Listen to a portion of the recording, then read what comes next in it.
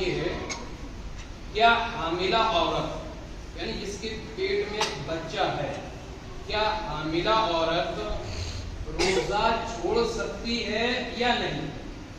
इसका जवाब ये है कि हामिला औरत पर भी इसी तरीके से रोजा फर्ज है जैसे गैर हामिला औरत। जिस तरीके से जिसके पेट में बच्चा ना हो, जिस तरीके से और औरत का रोजा फर्ज है, इसी तरीके से हामिला औरत पर भी रोजा फर्ज है। हाँ, अगर वो रोजा छोड़ना चाहे कि उसको परेशानी है, बहुत ज्यादा परेशानी है, तो उसकी फिर 3 सूरतें बन सकती हैं।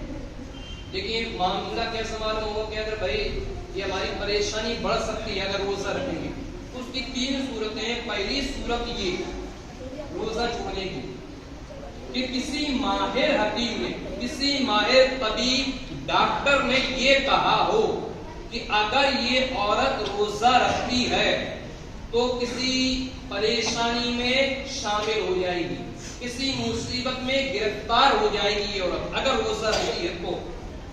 या ये कि औरत तो रोजा रख लेगी लेकिन ये कि इसका मामला, इसका असर पूरा बच्चे पर चला जाएगा, यानी औरत तो बच जाएगी लेकिन बच्चे पे परेशानी का आ सकती है, बच्चे के ऊपर मुसीबत आ सकती है, या बच्चा किसी परेशानी का सबब बन सकता है बच्चे के ऊपर।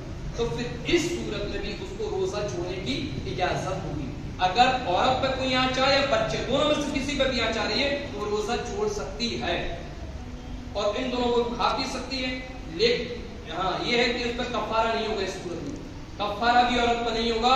लेकिन ये कि जब बच्चा पैदा हो जाए उसके बाद जो रोजे छूटे हैं इनकी बाद में कज़ा करें, ठीक है। दूसरी सूरत इसकी ये भी बनती है कि इस तौर पर भी रोजा वो छोड़ सकती है कि साबिका तजुर्बा रहा हो उसे।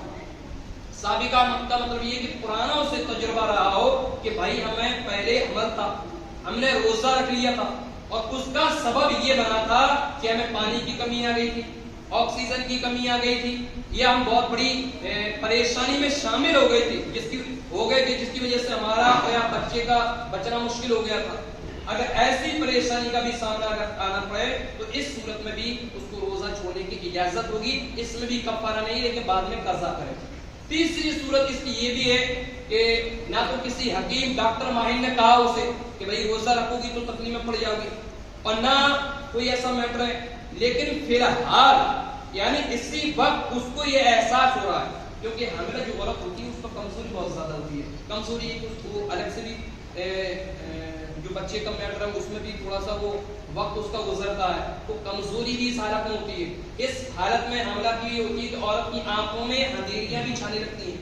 तो अगर ऐसी कमजोरी का सामना हो, ऐसी परेशानी का सामना हो कि अगर इस हालत में हमने रोजा रख लिया तो यकीनन ये हमारे लिए बहुत बड़ी दिक्कत बन सकती है, ये हमारे लिए बहुत बड़ी परेशानी का सबब बन सकता है। तो इस सूरत में भी वो रोजा छोड़ सकती है, उसके लिए इजाजत होगी।